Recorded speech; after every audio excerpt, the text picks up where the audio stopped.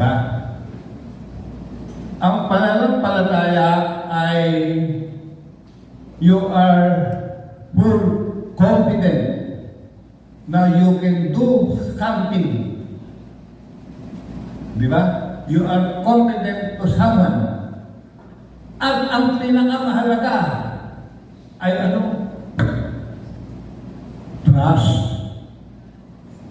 Kung wala kang trust, wala kang sampalataya. Di ba? Amen. At kung meron kang trust sa isang tao, anong susunod? Anong susunod? Trustful. Trustful.